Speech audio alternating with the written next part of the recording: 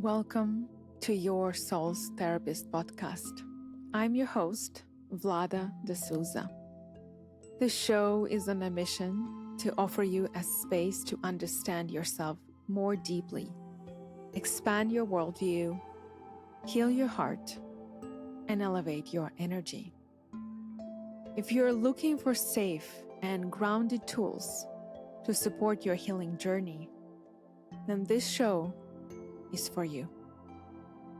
I hope you enjoy today's episode.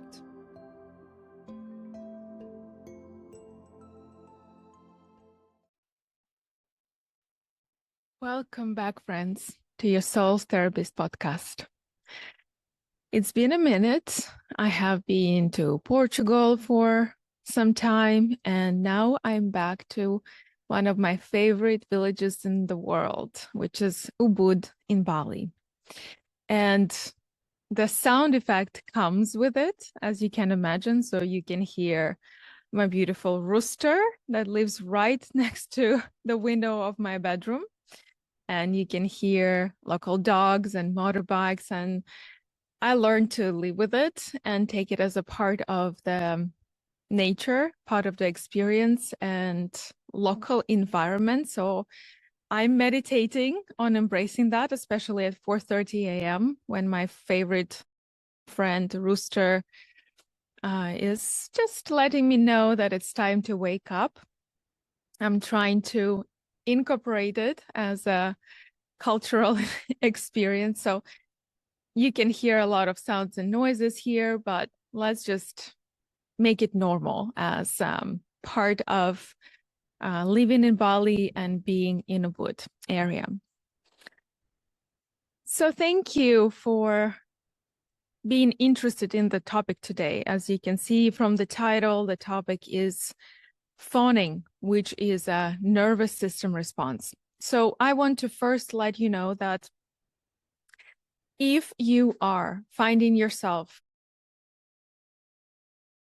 hesitant to share your true feelings, express your thoughts, express yourself authentically with other people, be like you, act like you, say no when you don't want something. If you are afraid of conflicts, if you're afraid of other people's reactions, what they will think about you, if you are finding yourself working really, really hard when you are surrounded by people and you feel like your job is making them comfortable, doing what will please them, then this episode is really important for you. And obviously, if you have friends, family, spouse, mom, grandma, anyone in your environment, and if you're practicing working with other people, if you have clients or students, that you notice those tendencies, this episode is also for you. So first of all, let's see how we can approach this topic with all the compassion and kindness that we can find. Because this is easy to say. This person is agreeable, nice, or this person is a people pleaser. It's easy to label someone this way. But what sits in the root of it, what sits in the heart of it, is a deep sense of threat, anxiety, worry, danger, and sense of insecurity, unsafety in the system. So to begin with, I want to show you how this response of the nervous system, which is the intelligence within your body that is designed to keep you safe, is responding and acting in order to have you survive and have you protect yourself. So fawning is a response of the nervous system. Some of you know that there is fight or flight, right? When we get very activated, we can be very rageful or angry, we can fight, we can push back, we can yell, scream. This response. We have a nervous system response that is called freeze, which means we kind of just cannot say anything, cannot do anything. We feel paralyzed from the inside and just can't act on our needs. We kind of like that gazelle that has been chased by a lion, just freeze in a moment. And fawning is a response of the nervous system that what's interesting that in the nature kingdom among animals, they don't have this response of the nervous system. So this is purely human version. Fawning is a way of us wiring ourselves to be highly sensitive and highly attuned to people around us, to our surrounding, to our environment. And then we adjust ourselves. We adjust our self-expression. We adjust how we communicate, how we act, how we show up, how we respond in a way to make other people calm down, not get triggered, not get activated, in order for other people to not explode, be in a bad mood, or become unpredictable, aka become unsafe for us. So here is the picture for you just to notice. If there is a little kid growing up in an environment when, for instance, a father has a tendency to explode out of nowhere, and you know that if you do something, you say something, you wear something, or you behave a certain way, then your father might just lose it, might lose his temper. And that might mean physical violence, emotional abuse, neglect, any kind of punishment. So your system will start trying to cope with this, with the danger that is unpredictable or rageful person, caretaker in the house, by keeping your voice really, really low and keeping your voice so gentle. And then you might almost become this kind of airy, invisible, so that you are not noticed. So the father cannot just even notice you. So the whole way of how you become changes in order to manage the unpredictable person in the house. And in this way, by adjusting yourself, by becoming this very light, quiet, almost invisible, and of course, perfect, right? Perfect grades in school, perfect behavior, super accommodating, super sweet, super nice. This is the way for us to create just a little bit more safety in the house. And of course, the more stakes, the more we need to wire ourselves properly.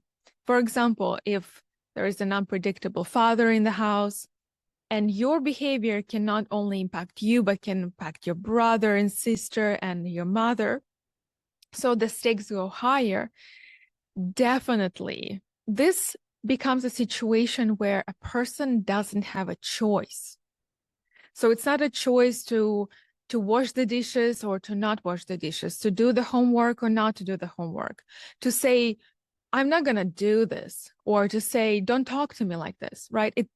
This option and choice gets absolutely thrown out of the window immediately, because that's not an option to behave like this, to be yourself, to listen to your feelings, to listen to your needs, and feel safe to be yourself, to feel safe to express yourself. That's not an option. So you get the picture. In environments where very early in our lives, we need to manage other people's mood, states of nervous system, other people's responses, reactions, feelings, emotions, and behaviors, how we are needs to completely change. And so imagine a child that has completely rewired itself in a way to not be attuned to oneself, but to be 100 attuned to this unpredictable, unsafe person in the house. This is the default setting wiring, which means you grow up like this, and then that becomes a way of living and relating. You go to university and you need to read everyone's mood, everyone's needs, expectations, and automatically, and I'm saying that to make sure that we do not feel any sort of shame around this. It is an automatic response of our nervous system. It doesn't happen at this point consciously. It's automated response. So any environment this person grows into in its future, what happens is we read other people's mind, we read other people's body language, other people's face, other people's feelings and emotions. It's almost like we have this thousands of antennas that is attuning to people around us. And these antennas work very, very hard. In internal family systems, we would call this our protectors. And this, my friends, these protectors, these antennas, this scanning, sense checking everyone, everything, how they respond to me, what did they think about what I said, what will be the consequences of them thinking this about me. This is an ongoing chronic anxiety that so many of us experience ongoingly. Being among other people means just being anxious.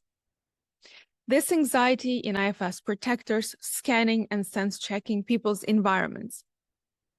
Then what happens? And then we need to shift ourselves. We need to tune ourselves up according to this person or this environment in a way that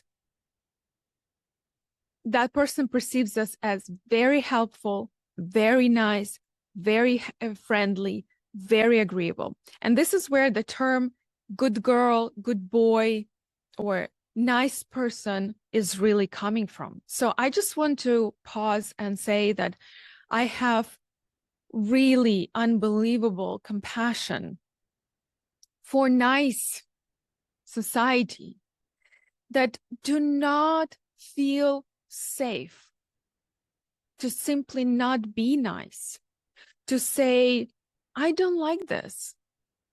I give you an example in sometimes in a restaurant when I go with someone for a lunch, and sometimes the waiter would come and ask, so did you enjoy your meal? How was your meal? And very, very often, this is what I notice. In my system, fortunately, I do feel safe to let the waiter know that the fish was very salty and the salad didn't have a flavor, or I got a drink I asked without ice and there was ice. So it is okay for my system to let the waiter know that I didn't like it or something went wrong. And there is this moment of tension. I'm okay with this tension. But what's really happens quite often is that another person that I'm having lunch with, they might have this response that saying what you feel or what you think immediately means danger. And so I usually see that I'm comfortable sharing the feedback, but the person next to me is absolutely terrified and has this like white face, freezes, and I feel they are really feeling unwell. Again, this is not a conscious response. This is response of the nervous system. And there we can immediately see that for that person, unfortunately, me sharing honestly my feedback, creating this a moment of not conflict, but a moment of disharmony is a very big thing. And for their body, it feels like a dangerous situation. It feels like things can escalate, big conflict can happen, and everything will just fall apart. So it's danger, danger, danger. So this is a micro example. So I do have a lot of compassion for people that ongoingly live their life in this costume. It's not even, it's not being fake. I just really want to make this very clear. Being nice doesn't mean being fake. Being nice is a way of behaving that is on some level inauthentic, is forced. We are forced to become nice. When the waiter is asking us, did you like the meal? While you just told me you didn't, but the waiter, you will say, it was great. I see this all the time. It's a micro thing, but it says so much. So if we understand the concept of being constantly nice, you can imagine how much energy it takes on a daily basis to basically perform and smile when you're not happy, say yes when you feel no, agree to things you don't want to do, put extra heart emojis everywhere. It takes effort, it takes energy, it takes some level of part of us has to work very hard and perform all the time so that other people perceive us as non-threat, non-dangerous, and they will not attack us, or they will leave us alone, or they will not be aggressive or threatening or dangerous towards us. So if you can imagine going through the day and for years living your life in a way that you just do not feel safe to put your needs on the table and say, do not talk to me like this. I don't feel like doing this. I don't feel like going there. This is my needs. I want you to meet my needs as well. Being angry, right? Showing people that you have a mood, you also have feelings, you also have emotions, because that all, of course, has to be suppressed, because to be safe with another person, we have to become angerless, always in a good mood, always everything's fine with us. But what truly happens? What is the real cost of this? Again, with absolute compassion, I want to say that the other flip side of living in this costume of a nice person, being nice to everyone, doing nice things, the cost is a buildup of rage. Deep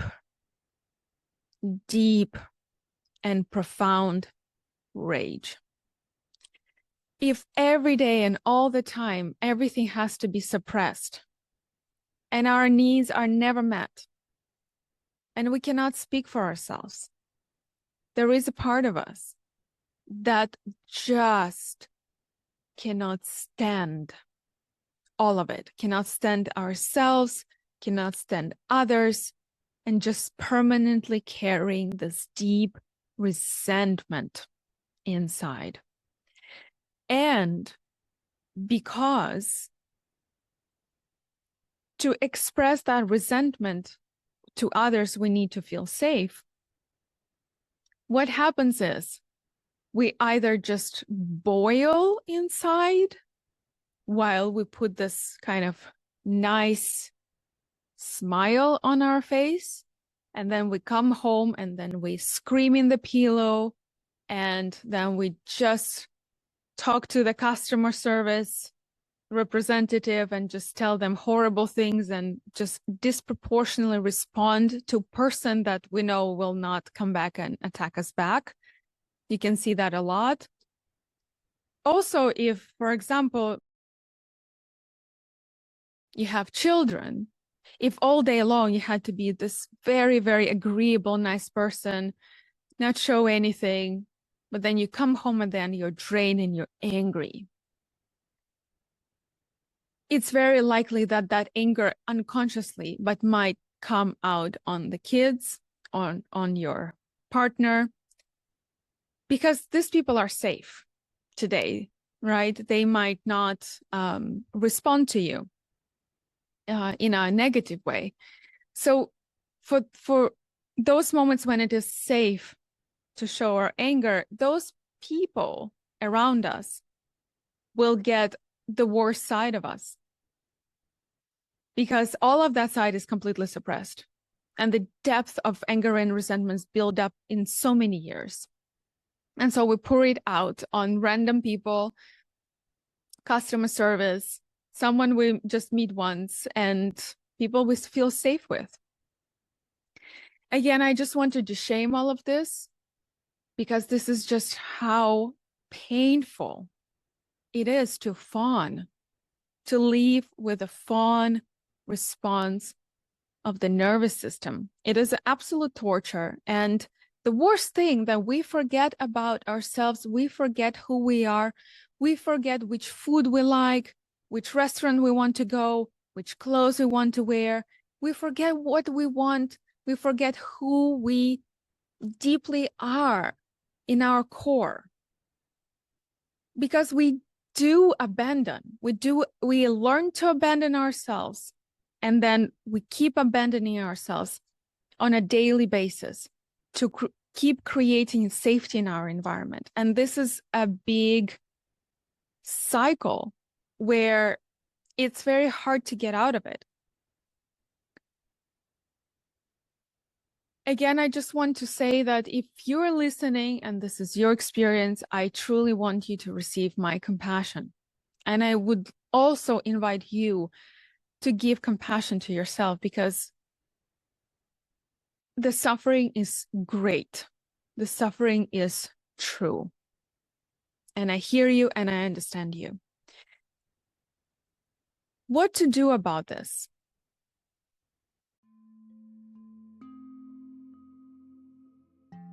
I just want to pause here for a moment and let you know that if you feel called to go deeper on your healing journey and you need someone safe, someone who can truly support you, I'd love to invite you to explore my signature program, Untangle, or my one-to-one retreats and private healing work. You will find all the details in the show notes or on my website, vladadesouza.com. Don't be shy. You're always welcome to connect with me in person through a complimentary call. And now back to the episode.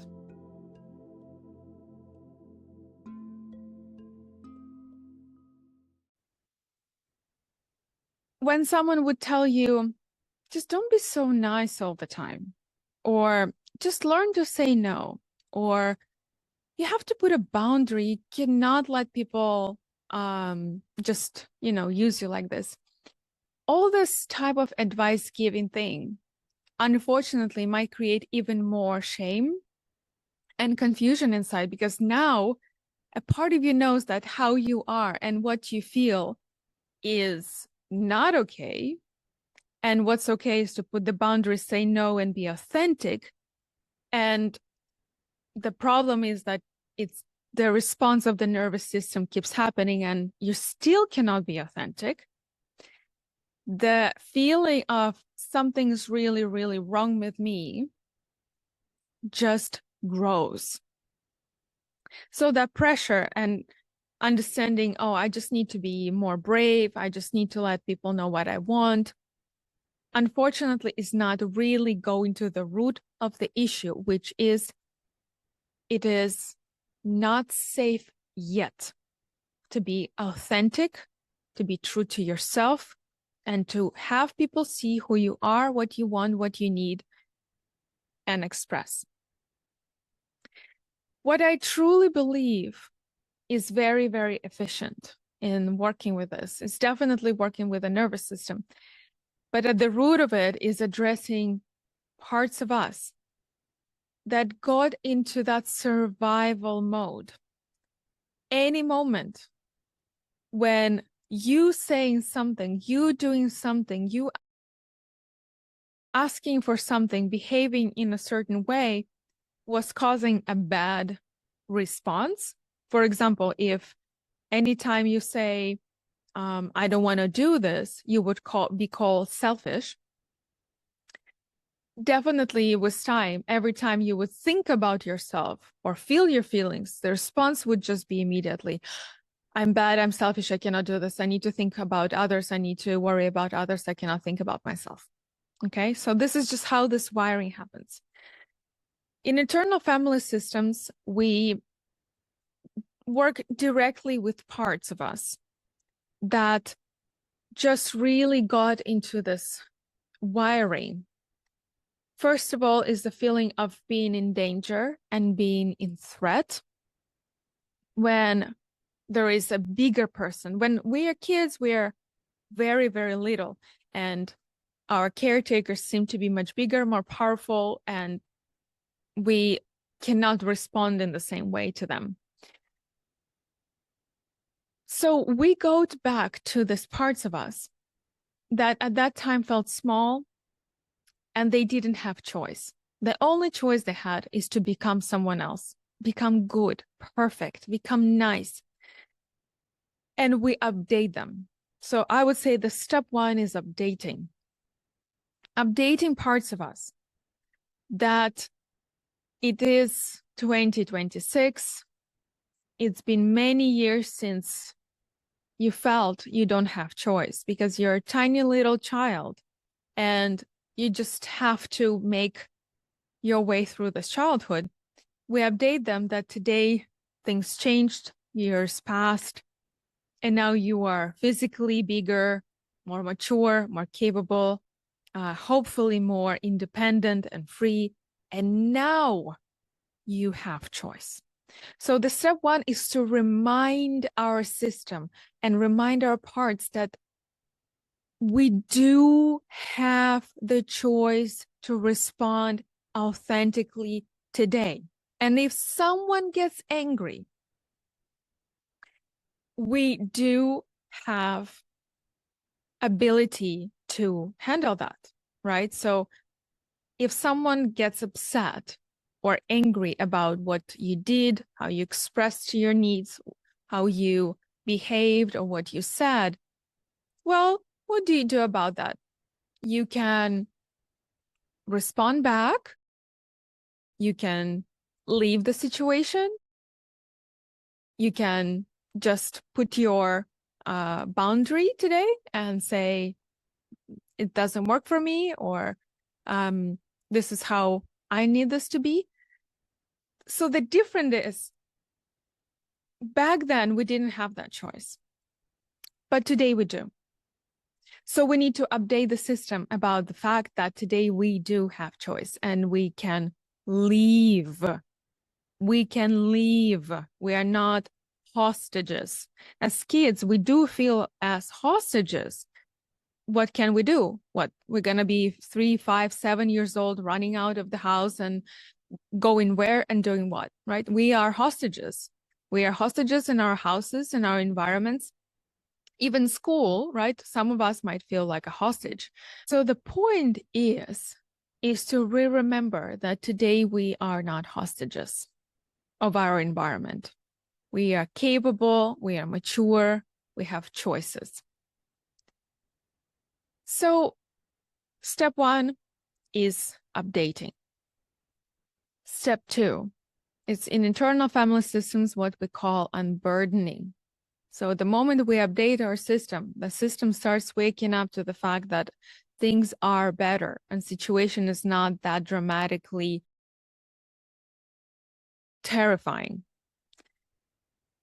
The next thing we want to do is to help parts that carry this sense of threat, sense of anxiety, and worry that something can blow up, someone can do something to us, look at us a certain way, give us a bad feeling, make us feel guilty, etc. You fill in the blank.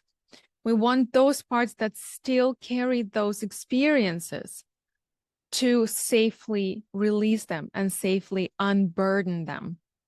And internal family systems, we have the whole protocol of how we do that. We guide parts to release the feeling, and also we release that energy from the nervous system, which already helps so much to be less anxious and scared and insecure. And then, as we did updating, as we did unburdening, we very gently, very slowly start introducing the ability for the system in a micro moments to choose to respond from authentic self. Meaning if you're not feeling well, but you know that if you will not show up for that meeting or that event, the person might be upset with you. And if we truly want to change the response, meaning before you would probably say, it's okay, you would take a pill to reduce your headache or have another cup of coffee and push through and do what you can do or do what's hard to do, just not have people be upset with you. The micro change today would be to, even if there is a response of how they will take it, how they will respond to it, what they will think about me, is to just try and introduce this moment of listening to what actually you feel and creating a little bit more gap and space between saying, it's okay, I will just take a pill and I will be there, creating more space, and saying, I feel unwell, I will try to make it, but I do not promise. Something like that, something very gentle. So you don't say, no, I'm not going. But you're saying, I don't feel well. Let me see. I might try to join, but I don't promise. So it's true to you. It's true to another person. It's authentic to the situation. And even if your scanners scanned and feel like, oh, that person is a bit disappointed, well, let's pause. And even if another person is a little bit disappointed, what we can celebrate is that we chose to take care of ourselves. We chose to not abandon our body, our mind, our soul, and we chose to respond from within, authentically. And we trust that another person will be able to get over that sadness, disappointment, emotional internal discomfort that they might feel. So it is very important to remind ourselves that it is not our full-time job anymore. It was before our full-time job to fawn, to please, appease, be agreeable. But today it is not our full-time job that is paying our salary. And it is their responsibility to comfort themselves, soothe themselves, take care of their feelings and emotions. And it is our responsibility to listen to the gut feeling or to our hunches or listen to our body. And so what happens in this process with this micro reminders to ourselves, micro adjustments, is we start going back into our space, speaking energetically, right? We start holding ourselves in our space, and we allow people to hold themselves in their space. And again, it takes updating, it takes healing. It's not something we can, listen to the podcast. I hope this is very informative and helpful. Having said that, it is a very deep and precise work, healing those patterns, updating the system, unburdening parts, and introducing micro new choices and decisions that will eventually have a compounding effect and create more safety to continue respond in this healthy way. So let's just take a big sigh. And if this is you and you recognize yourself dealing with this challenge, I just want to say that it's not your fault. There is nothing wrong with you. And there is a way, and there is definitely a process to help you to stop doing this job, to stop feeling like you have to take care of everyone's feelings, everyone's emotional needs, and always be in a good mood, always be the one who takes care of everyone's emotional baggage. And the moment you will choose to rewire and heal your nervous system, you will see that it's doable. Of course, it's important to give yourself some time, not put a lot of pressure on yourself. These patterns are lifelong patterns, and they are wired deeply and profoundly. And if after 1 or 2 attempts, you don't feel a huge difference, just know that that's normal. It's a survival strategy of the nervous system. And obviously, it takes a little bit of practice and time for our whole body, mind, soul to be transformed, to reset towards it is safe for me to be myself. It is safe for me to communicate my truth. It takes a little bit of time, and it takes some healing. But what's on the other side of the thing? First of all, when we no longer fawning,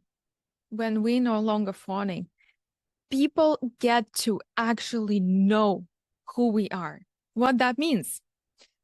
People that were on some level using your nervous system response, the fawning, to their advantage. For example, you were their therapist. You go with people for coffee, and then you end up just soothing, healing, and managing their feelings for 2 hours. Right? That's a lot of work. You were just making everyone's dreams come true, fulfilling everyone's wishes. You were always there for everyone. Whoever needs help, you're there right away. People like to, drop their emotional toxins on people that fawning because they can take it. They will take care of it. So it's interesting. So the first great benefit of transforming this nervous system response is that people that have been feeding off this pattern will no longer be interested in this relationship. If you do not need to take care of their issues, problems, emotions, heal them, make them happy, etc., they will feel like you changed. They will feel like this relationship is not fulfilling anymore. You're different. And they might not want to continue have a relationship with you. Don't panic. Please do not panic. Why I'm asking not to panic is because in the first place, this has never been a true and equal relationship. It has been a constellation of you falling into the survival mode and them kind of riding that to their advantage. And all of that happens unconsciously. So I don't say there are bad people, but it's just an unconscious pattern that we fall into. So do not be sad if people that were just using you as a tool, as a therapist, as a helper, as a mood uplifter, will be upset and will no longer find you interesting. That's okay. That's okay. What's good about it is that you will start finding and attracting people that want to know you, your needs, your wishes, your desires, who you truly are. And it's a very different level of connection. So your connection and your relationship with others will dramatically change for the better. You will actually enjoy being with people. You will actually enjoy having connection and relationship because it will be true and real. And there will be also space for you to share your stuff. And there will space for you to express yourself. And another person will just know who you are, will not relate and just know this facade of this fawning aspect of you. They will know you. And that is so deeply healing to have a relationship where you don't need to work. You don't need to perform. You don't need to fake anything. You are just you. And the bonus is you are loved for that. You are loved for being you. This is a great bonus. Another great thing about it is that you are not living in a constant anxiety mode. Your energy is not getting out of the body, going to other people, scanning them, and then treating them and then healing them. This is not happening. So the amount of energy you will be able to save yourself is huge. It's just huge amount of energy. You will be able to sense and feel your needs, meaning you will be more connected to your system, to your body. Your needs will be met. Because if you know your needs and you communicate your needs, they will be met sooner or later. And that means you will feel more fulfilled and less rageful. So, my friends, there is a life on another side. And yes, even as I'm speaking to all of this, you might just feel terrified. Terrified how to live without this fawning. One thing that I just want to add is that if this has been a lifelong pattern, you might even believe that this is who you are, that this is your identity, that this is just you. You are a nice person. You are a good girl. You are a good boy. And it's just who you are. Everyone love you for that. This is the most tricky thing, that you might believe that everyone with you because of this, and everyone love you because you're so nice. And then everyone leave you and abandon you if you will not be so nice. As I said, yes, some people will leave you because you will be you, but that's not a bad thing. That's a process of creating authentic life and creating authentic relationship. But where the trick might be hiding in really this clicking and just taking that transformation is that you might just have no idea who you will be without it. Who you will be without fawning. Who is that person? How the life feels without it. Because if this pattern is so ingrained and so huge and This is who you are all day, every day. Just imagining letting go might just feel unbelievably surreal. Might feel like there will be no you. You will disappear. If there is no good girl or a good boy, there is no one else here. And I'm saying this with compassion. But also, I just want to have you take a moment and give it a thought. Just imagine in a world where you can just check and just try to live without anxiety, to live without pleasing, appeasing, working for everyone, making everyone happy, uplifting the room, soothing, being harmonizer, all of this. How it would be and who you would be. And in my practice, most of the people I work with, I think this is their biggest blockage, is the fear that this person will go away, this nice person will go away, and then how they are going to relate, how they are going to live. That's scary because it's very different. Very, very, very different way of being and living. And I always let them know, let's just play for a second. And let's just try, just imagine. For 5 minutes, let's imagine. You don't need to do any of this. You don't need to keep fawning.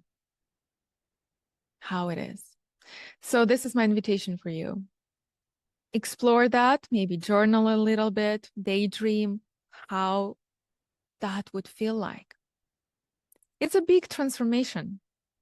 When for 30, 40, 50 years, all your surrounding environment and your family knew you this way, and then suddenly you will say what you want instead of just asking, what do you want? What do you need? How can I help you? What can I do for you? You will say, actually, I prefer to go to that place. It might surprise a lot of people. It might make some people even a bit angry. Don't worry. You've got this. And today you have choice. You have choice. And I hope, deeply, deeply hope and wish that you will choose you. And it will be safe to feel like you. Thank you so much for listening to this. And I want to let you know that if you have anyone in your family environment that you know is dealing with this challenge, please share with them this information, share with them this episode. And I hope this will be inspiring for them, that they will not have to do this for the rest of their life. They need a little bit of help, but there is life at the end of the tunnel.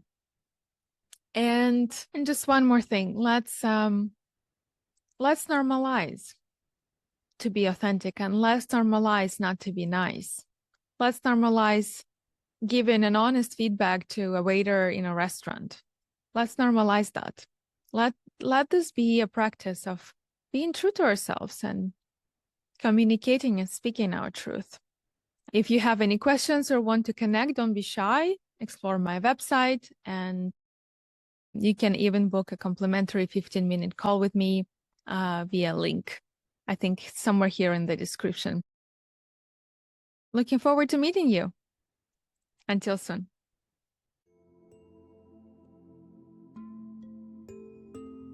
Thank you for staying with me until the end. If you feel called to deepen this journey, you'll find everything you need in the show notes, including a link to a book complimentary call with me and more details about my work and today's guest. May you continue walk your path with clarity, courage, and self-led grace. Until soon.